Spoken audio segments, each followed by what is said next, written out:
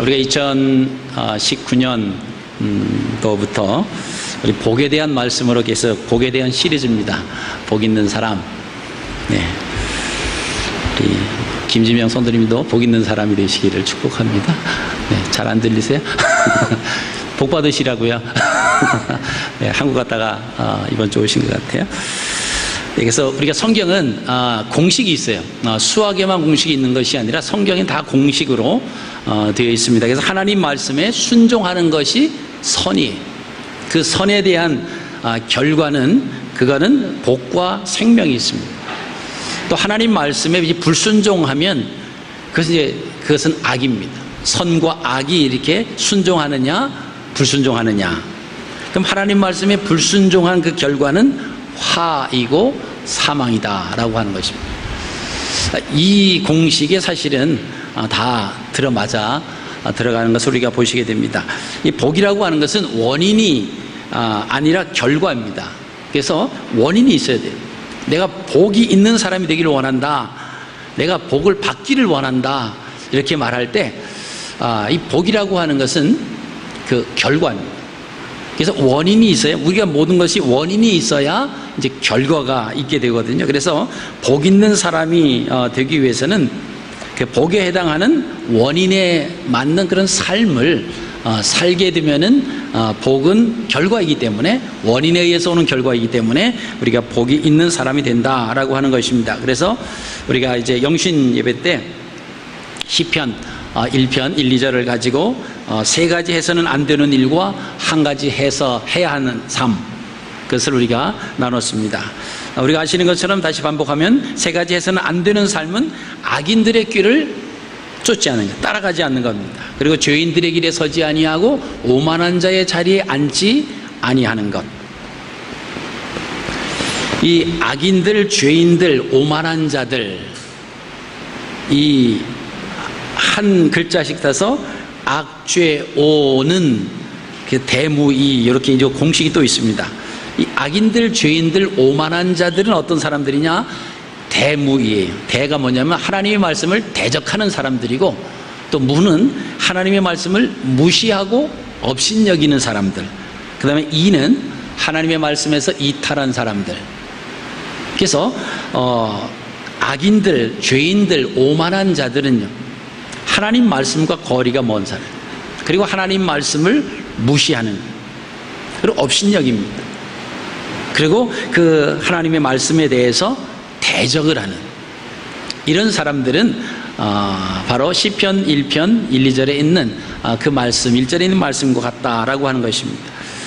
우리가 성경의 사례를 보았을 때 아합의 삶에서 그랬고, 엘리 제사장과 그의 아들 홈니와 비느하스의 삶에서도 그 악인들의 모습, 죄인들의 모습, 오만한 자의 모습이 있었습니다. 그래서 하나님의 말씀을 대적하고 하나님의 말씀을 무시를 하고 결국에는 하나님의 말씀에서 떨어져 나가는, 이탈하는 그런 결과를 가져왔습니다. 자, 시편 1편 2절에는 그럼 우리가 한 가지 해야 할 말씀이 있는데, 그 뭐죠? 여호와의 말씀을 즐거워하고 그 말씀을 밤낮으로 묵상하는 삶이다. 자, 이런 삶이 복된 삶을 살아가는 원인이다라고. 그 원인이 있으면 당연히 이제 결과가 오게 되는 거죠. 그래서 우리가 복에 대한, 복을 받기를 원하고 복이 있기를 원하지만 그것은 이제 결과다라고 하는 겁니다.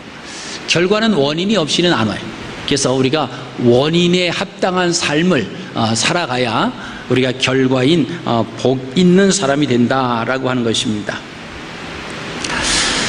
우리가 이제 마태복음을 통해서 이제 9가지의 복 중에서 세 가지 이렇게 나눴습니다. 이제 첫 번째 나눈 것이 그 복 있는 사람은 나와의 관계, 나와의 관계에서 세 가지를 우리가 나눴습니다. 또 지난주에는 이웃과의 관계에서, 오늘은 이제 하나님과의 관계에서 세 가지를 나눌 텐데, 나와의 관계에서는 먼저는 심령이 가난한 자가 되어야 된다. 그리고 두 번째는 애통하는 사람이 되어야 된다. 그 애통은 슬퍼하는 건데 외적인 상태를 말하는 것이 아니고, 우리의 건강이나 아니면 뭐 소유가 없어서 출세하지 못해서 내가 남보다 이렇게 뛰어나지 못해서 애통하는 것이 아니라 우리 안에 있는, 내가 하나님의 말씀대로 살아가지 못함을 애통하는 그러한 것을 말씀을 하고 있습니다. 그 세 번째는 온유한 사람이라고 그랬습니다. 자, 온유한 사람은 겸손하다라고 하는 뜻인데, 나약하고 보잘것없고 힘이 없는 것이 아니라 막강한 힘이 있습니다. 강하고 능력 있는 그 힘이 있지만 그 힘을 가지고 자기를 위해서 쓰는 것이 아니라 그 힘을 다른 사람을 위해서 사용하는 그런 사람이 온유한 사람이다. 그런 온유한 사람이 복 있는 사람이다 라고 하는 것입니다. 자, 그리고 우리가 지난주에 우리가 복 있는 사람 3탄을 했습니다.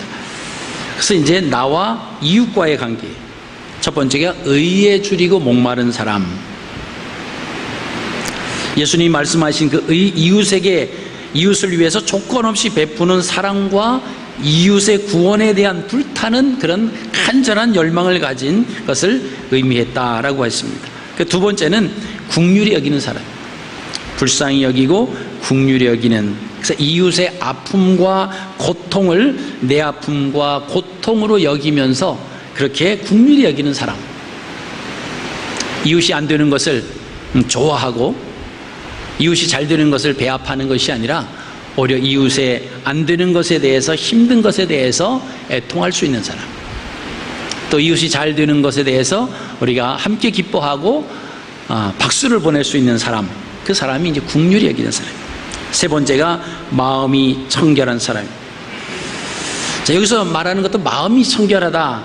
이 마음이라고 하는 것은 우리가 볼 수가 없습니다.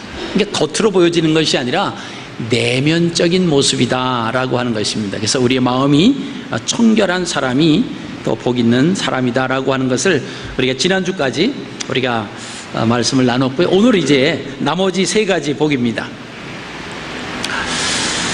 자, 복 있는 사람 이제 네 번째 시간인데요. 자, 이번에는 오늘 나오는 세 가지 복은 나와의 관계가 아니고 이웃과의 관계도 아니고 하나님과의 관계에서 복 있는 사람이 뭐냐라고 하는 것을 우리가 함께 나누시기를 원합니다. 자, 예수 그리스도와 관계에서 고난받는 사람에게 선포된 복이다라고 하는 건데요. 첫째는 따라 하시겠습니다. 화평케 하는 사람.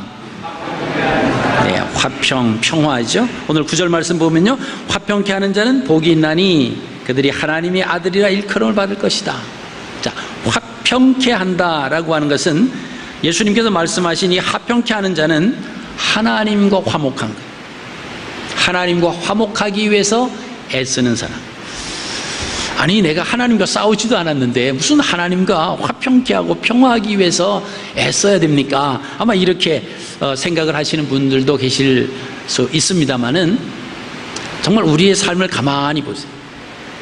모든 것이 다 하나님의 은혜로, 하나님의 돌보심으로, 하나님의 인도하심으로 우리가 살아가고 있잖아요.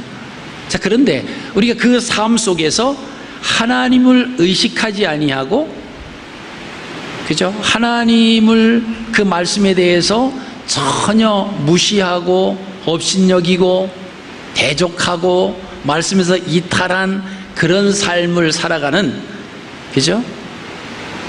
죄인들처럼, 악인들처럼, 오만한 자처럼 살아간다라고 하면 이것이 하나님과 원수되는 거예요.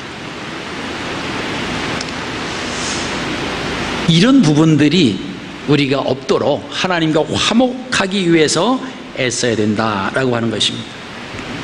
그래서 하나님은 화평이라고 하는 것이 하나님의 속성입니다.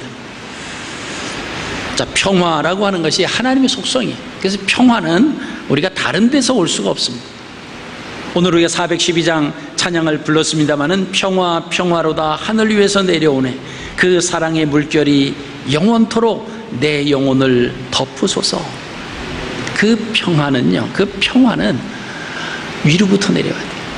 하나님이 주시는 진정한 그 평화를 우리가 덧입을 때 우리에게 참된 평안을 느낄 수가 있습니다. 세상의 어떤 다른 눈에 보이는 것, 그거 가지고 우리가 위안을 삼고 또 마음이 평안하고 마음의 행복을 느낄 것 같지만, 그러나 그것은 아주 극히 한순간입니다. 우리에게 진정한 평화는요, 주님으로부터 내려와야 돼요. 그래서 우리가 하나님과 함께 화평케 하기 위해서 노력을 해야 돼요.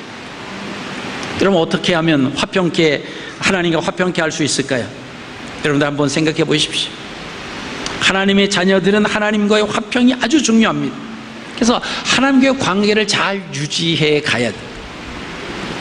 하나님 잘 부르지도 않고, 그죠? 하나님 말씀에 외면하고, 만약 그런다고 생각해 보세요.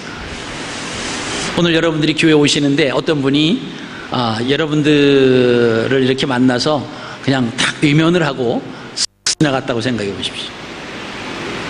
그리고 안녕하세요 그렇게 인사를 했는데도 대꾸를 안 하고 지나갔다고 생각해 보십시오.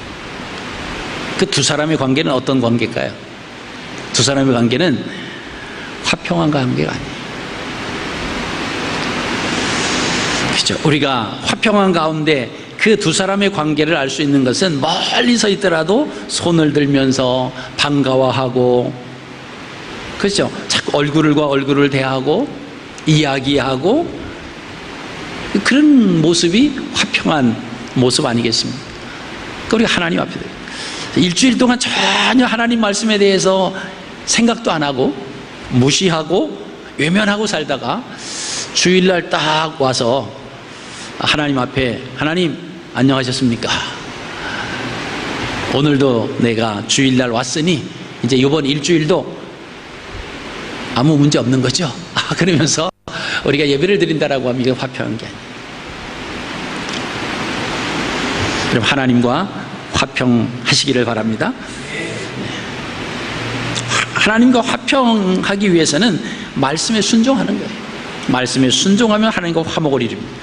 말씀에 불순종하면 하나님과의 화목이 깨져버리는 거예요. 그래서 늘 하나님과 순종, 하나님 말씀에 순종해서 하나님과 함께 화목을 이루는 여러분 되시기를 다시 한번 주님의 이름으로 축복합니다. 여러분, 아브라함 사례에서도 그 모습이 잘 나타나 있습니다. 우리 갈대아 우르에서 하나님이 아브라함을 부르십니다.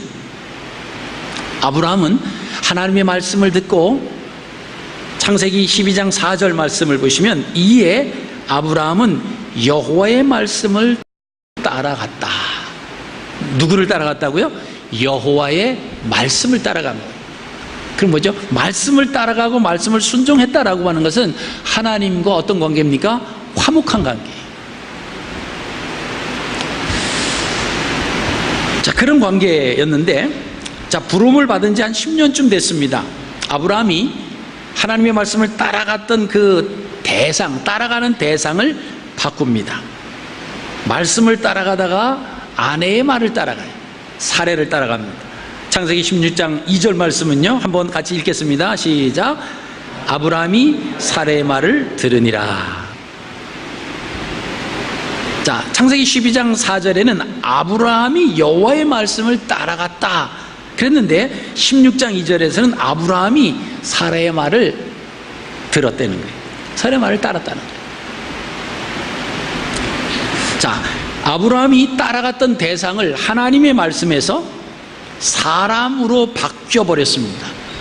자, 그렇게 되면 뭐죠? 말씀을 따라가지 않으니까 하나님과의 화목이 어떻게 될까요? 깨져버리는 거예요. 여러분, 그래서 그 하나님과의 화목이 깨졌는데, 하나님께서 13년 동안 탁 침묵하고 계셨어요. 우리 하나님은 뒤끝이 강하신 분이세요. 그죠? 딱 13년 동안 아브라함에게 나타나지도 않으셨고요, 말씀도 안 하셨고. 그래서 왜?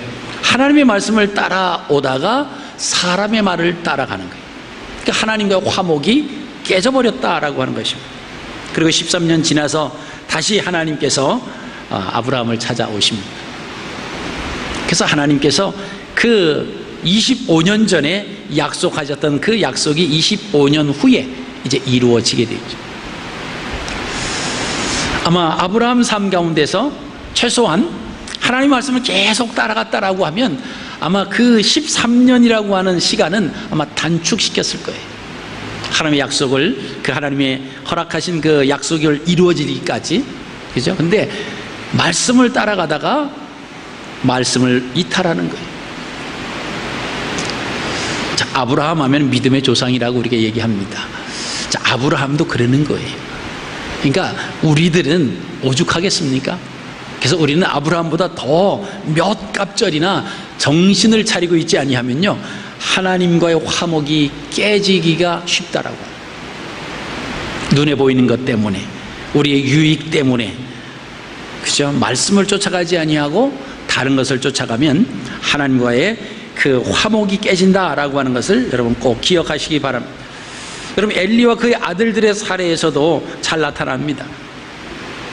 엘리의 두 아들, 제사장의 신분임에도 불구하고 하나님께 드리는 그 제사를 멸시했습니다.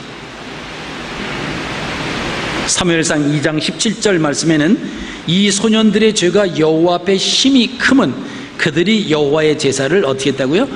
멸시함이었더라. 하나님 앞에 드리는 예배를 멸시했다는 거예요. 무시했다는 겁니다. 업신여겼다라고 하는 겁니다.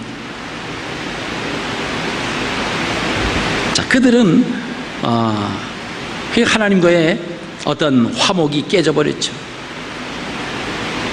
근데 문제는 이것을 수습하지 아니한 아버지 엘리, 자녀들이 그렇게 하면 아버지라도 그걸 수습해야 되잖아요. 너 어떻게 하나님 앞에 드리는 제사를 무시하느냐, 멸시하느냐, 너희가 이럴 수 있느냐, 그러면서 근신을 주고 정지를 주고 뭐 혼을 내켜서 바로 잡아야 되는데 그냥 방치해뒀습니다. 그러니까 엘리 제사장도 하나님과의 화평이 깨져버립니다. 여러분, 그 결과가 어떻게 됐습니까? 그 결과 전쟁에서 두 아들은 죽습니다. 사무엘상 4장에 나옵니다. 자, 그 소식을 전해드린 엘리도 의자에 앉아있다가 의자에서 넘어져서 죽습니다. 여호와의 말씀을 무시하고 그 말씀을 따라가지 않는 사람들은 화해, 악입니다. 멸망입니다. 이것이 우리가 엘리와 그 두 아들을 통해서도 우리가 볼 수가 있습니다. 여러분, 말씀의 불순종은 악이기 때문에 하나님과의 그 화평이 깨지는 거예요. 여러분, 서로 누군가의 그 화평이 깨져본 경험들이 있으시잖아요. 얼마나 불편합니까? 기쁨이 없죠. 우리가 하나님과의 화평이 깨졌다라고 하면 우리에게 평안이 있을 수가 없습니다. 하나님이 주시는 평안, 그 평화가 없는 거예요. 그러니까 늘 불만으로, 그죠? 가득 찰 수밖에 없고요. 그래서 늘 입을 열으면 불평과 원망과 투덜댐과 다른 사람에 대한 평가와 온통 사로잡혀 있습니다. 그 사람 눈에는요, 아무것도 좋은 게 없어요. 기쁨도 없고요, 평안이 없으니까. 맛난 음식이 있어도 야, 뭐 이렇게 만들었냐, 그리고 불평하기 시작하고요. 먹는 것도 불평하고 보는 것도 불평하고 행하는 모든 것들이 다 원망으로 보이고요. 사람마다 다 이 정죄의 대상으로 보이는 그 사람에겐 진정한 참된 평화가 없습니다. 왜 그렇다고요? 하나님과의 화목이 깨져 있기 때문에 그렇습니다. 다른 사람과의 이유가 아니, 환경의 이유가 아닙니다. 사람의 이유가 아니에요. 우리 자신이 하나님과의 관계에서 그 화평이 깨졌기 때문에, 그러면 우리 안에 있는 것이 나올 수밖에 없거든요. 그래서 우리 자신들 한번 여러분 점검해 보시길 바랍니다. 나는 요새 다른 사람에게 평화를 말하고 긍정적인 말을 말하고 다 이렇게 좋은 쪽으로 얘기를 하는가, 아니면은 부정적인 말을 하고 원망하고 불평하고 그런 것으로 가득 차 있는가? 그 어느 사람의 원인도 아니에요. 그 환경도 원인이 아닙니다. 뭐라고요? 우리 자신과 하나님과의 화평이 깨져 있기 때문에 그렇습니다. 여러분, 화평이 깨져 있으면요, 하나님 전에 나와서 예배를 드려도 그것이 기쁠까요? 기쁘지 않아요. 모든 게 다 원망으로 들려진다라고 하면 우리 영적인 하나님과의 관계에서 그 복 중에서 화평케 하는 그런 복이 어떻게 됐는가 한번 점검을 해 보시기를 바랍니다. 여러분, 사탄은요, 하나님과의 화평을 깨뜨리는 자입니다.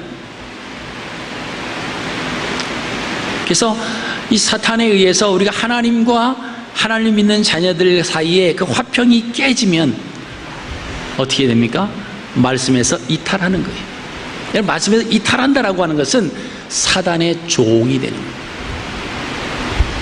사단이 우리에게 주는 것은요, 늘 불평, 불만, 원망하고 투덜대고 못마땅하고 이런 마음을 주는 거예요. 여러분, 우리의 그 삶이 우리의 마음대로 살아가는 것 같지만 절대로 그렇지 않습니다. 우리의 힘으로 살아가는 것이 아니라 우리는 영의 지배 속에서 살아가는 거예요. 성령의 지배 속에 살아가느냐, 악한 영의 지배 속에 살아가느냐, 이게 다른 거예요. 그래서 성령의 역사하시면 간단하게 우리가 알 수 있는 것은요, 하나 되게 하는 겁니다. 그리고 선을 이루는 거예요. 왜? 그게 하나님이 좋아하시는 거니까. 그리고 어떻게 됐든 하나를 이뤄가는 거예요. 부족하더라도 함께 손잡고 그래서 함께 가는 겁니다. 이게 선이, 이게 성령의 역사하시는 거예요. 그런데 악한 영의 역사는요, 나누는 겁니다. 갈라지게 하고요, 판단하게 하고, 그저 원망과 불평으로 가득 찬 마음을 자꾸 주는 거예요. 그래서 우리가 환경을 보고 사람을 보고 막 이렇게 그 환경 때문에 내가 어쩔 수 없다, 이 사람 때문에 내가 어쩔 수 없다, 그러지 마시고 우리 안에 내가 영의 지배를 받는데 악한 영의 지배를 받고 있구나, 하나님과의 화목이 깨져버리고 그 말씀으로부터 내가 이탈되어 있는 내 영혼을 발견을 하십니다. 그리고 빨리 수습을 하셔야죠. 하나님과 다시 화평을 이루며 살아가야 됩니다. 여러분, 욥을 잘 아시잖아요. 욥은 자기 자신의 소유도 다 잃어버렸습니다. 자신의 건강마저 다 잃어버렸습니다. 그때 욥기 2장 9절에 아내가 뭐라고 그랬습니까? 하나님을 욕하고 죽어라. 자, 그 아내가 상황을 보니까, 야, 이것은 눈으로 보이는 모든 것들이 정말 다 무너진 거예요. 동방에서 가장 큰 자라고 그러지, 가장 부자였습니다. 자녀들도 10명이에요. 그 당시에 자녀가 많다라고 하는 것은, 야, 이것은 복을 받은 가정이에요. 근데 그 모든 재산이 한순간에 다 날아갔습니다. 다 빼앗겨버렸어요.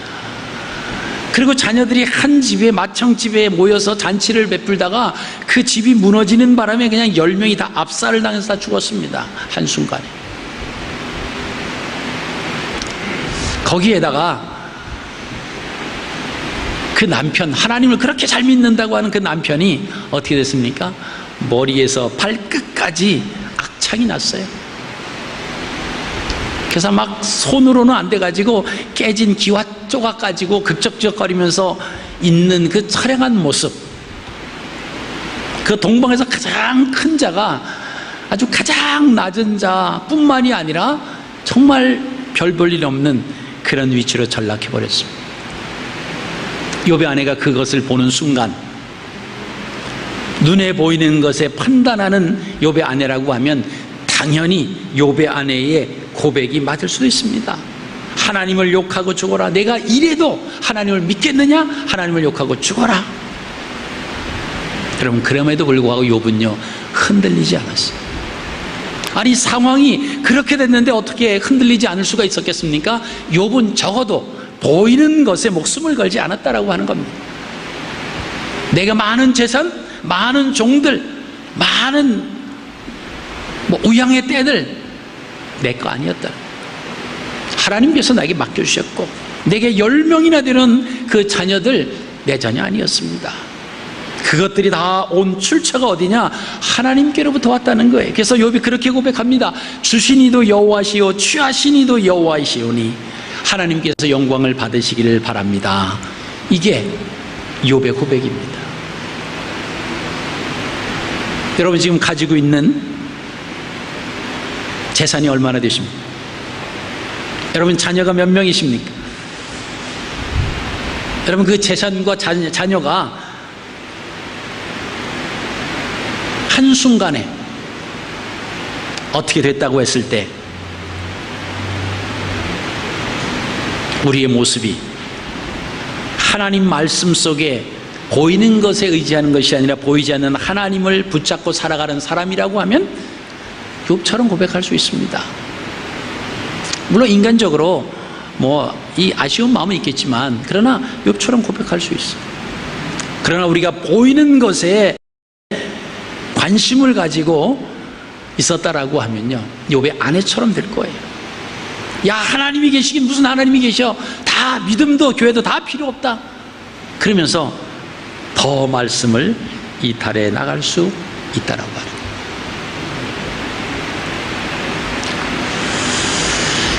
흔들리지 않았던 욥, 하나님과 화평을 깨뜨리지 아니하고 입술로 범죄하지 아니하였을 때에 그의 결과는 처음보다 배나 하나님이 복을 내려주셨어요. 그게 욥기 42장에 나옵니다. 여러분, 우리가 성경에 나오는 그 내용들은 하나님께서 역사하셨던 내용들이, 성경에 나오는 그 말씀들을 우리가 부여잡는다라고 하는 것은 하나님께서 누구의 아브라함에게 말씀하셨든지 이삭에게 말씀하신 거든지 야곱에게 말씀하셨든지 욥에게 말씀하셨던 건지 상관없습니다. 그 말씀을 내 것으로 부여잡는 거예요. 그러면 하나님은 아브라함의 하나님도 되시지만 우리의 하나님도 되십니다. 아브라함이 역사했던 하나님은 우리에게도 역사하시는 하나님, 야곱의 기도를 들으신 하나님은 우리의 기도도 들으시는 하나님이심을 여러분 믿으시기 바랍니다. 그게 믿음의 사람이에요. 그게 하나님과의 화평을 유지하는 겁니다. 자, 오늘 두 번째는요, 의를 위하여 핍박을 받는 사람이에요. 따라 하시겠습니다. 의를 위하여 핍박을 받는 사람, 네, 의를 위해서 핍박을 받는 사람이 복이 있대요. 천국이 그들의 것이랍니다. 예수님께서 말씀하신 의를 위해서 핍박을 받는 자는 하나님과의 관계에서 복된 자입니다. 의로 인한 고난 그 자체에, 의를 위해서 핍박을 받는 대상이 자기 자신의 이웃관계가 아니라 하나님과의 관계에서 의로운 삶을, 하나님 말씀대로 살려고 의롭게 살아가다가 받는 핍박을 말합니다.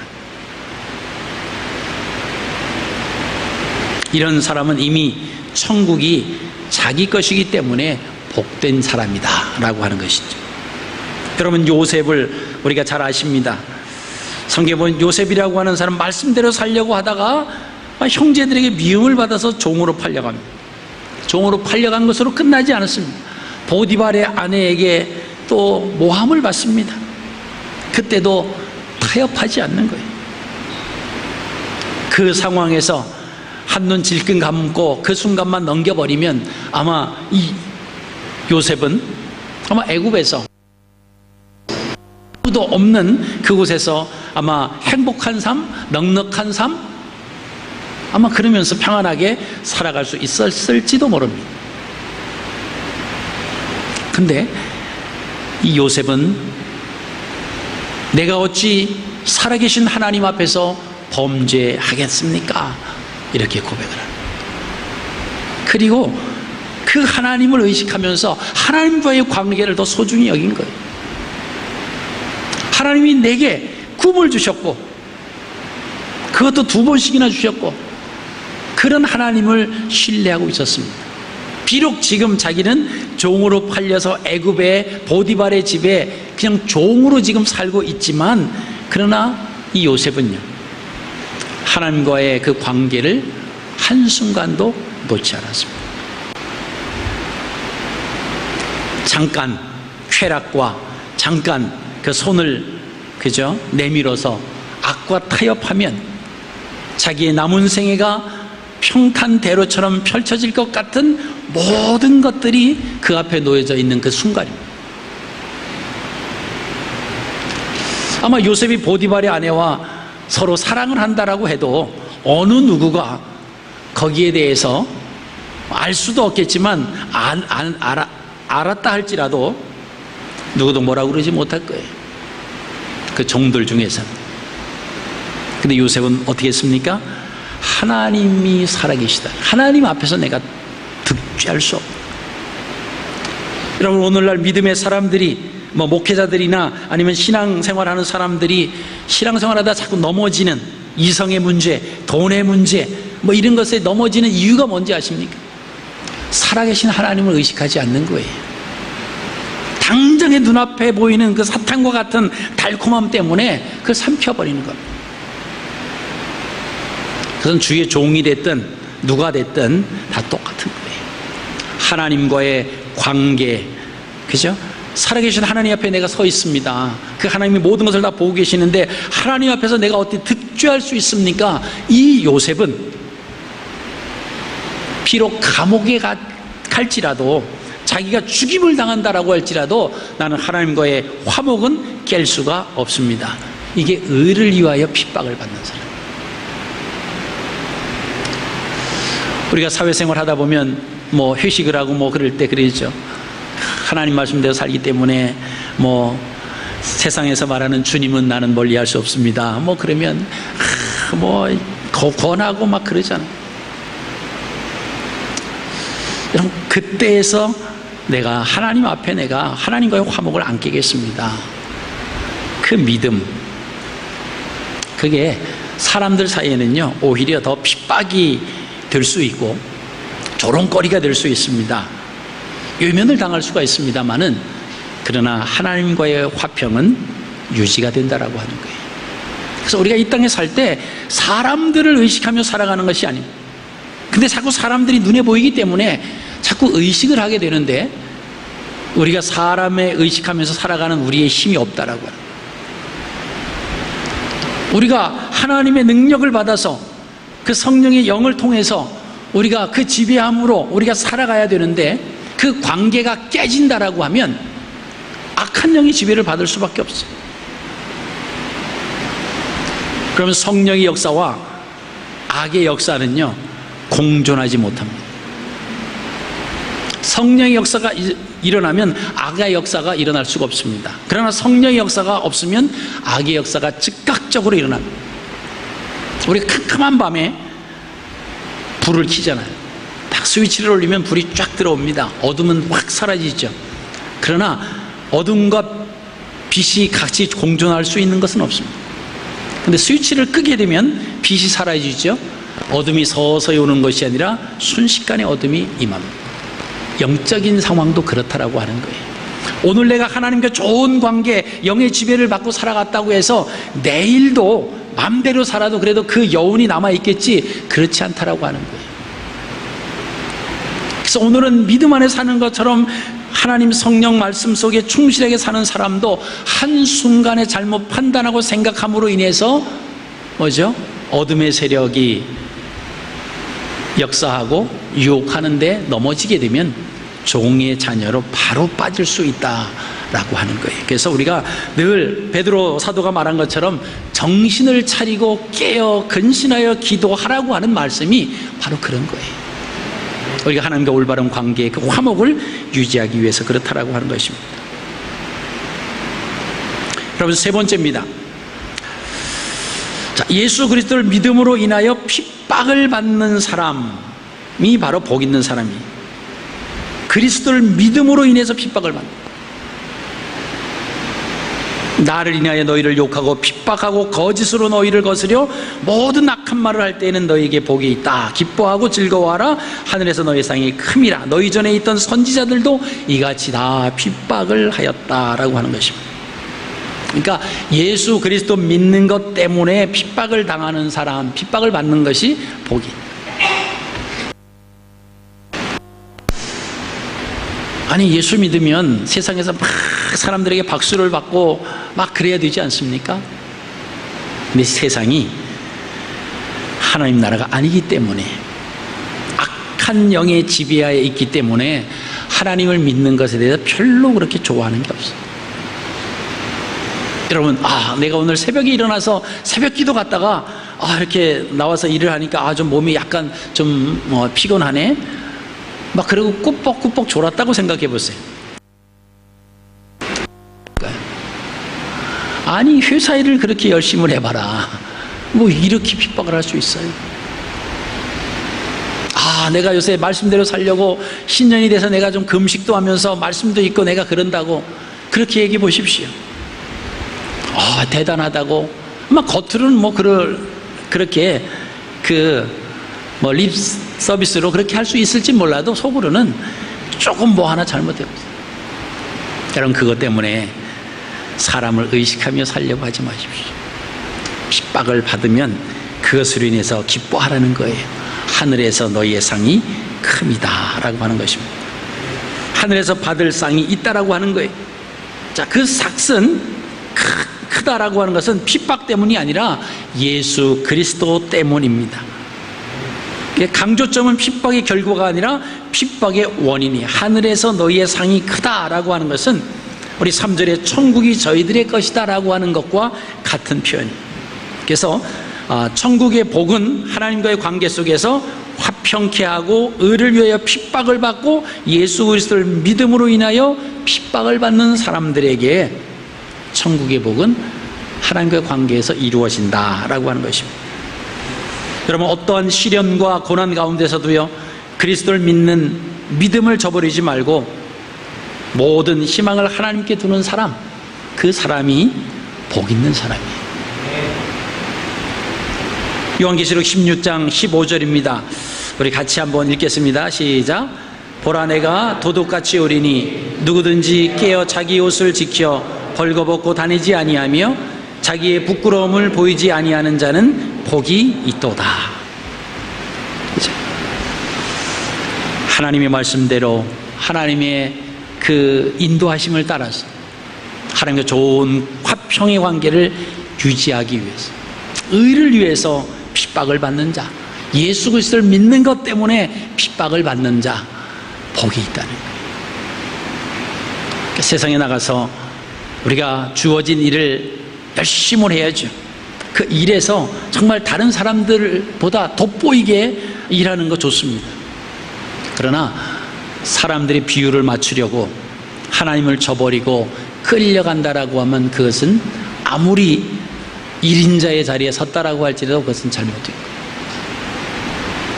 하나님과의 화평의 관계가 깨져버리면 하나님의 지배가 아니라 악한 영의 지배를 받는다라고 하는 것입니다. 여러분, 이 말씀을 정리합니다. 자, 우리 자신과의 관계, 심령이 가난한 사람이 복이 있다고 그랬습니다. 애통하는 자가 복이 있다고 그랬어요. 온유한 사람이 복이 있다고 그랬습니다. 이웃과의 관계에서 의에 줄이고 목마른 사람이 복이 있고요, 긍휼히 여기는 사람이 복이 있다고 그랬습니다. 그리고 마음이 청결한 사람이 복이 있다고 그랬습니다. 오늘 우리가 하나님과의 관계에서 복된 사람의 모습은 화평케 하는 사람, 하나님과 화평하게 하는, 그리고 의를 위하여 핍박을 받는 사람, 이제 하나님 말씀대로 살다가 받는 핍박, 그리고 예수 그리스도를 믿는다라고 하는 그 이유 때문에 공공연하게 받는 핍박, 그런 핍박을 받는 사람은 복이 있는 사람.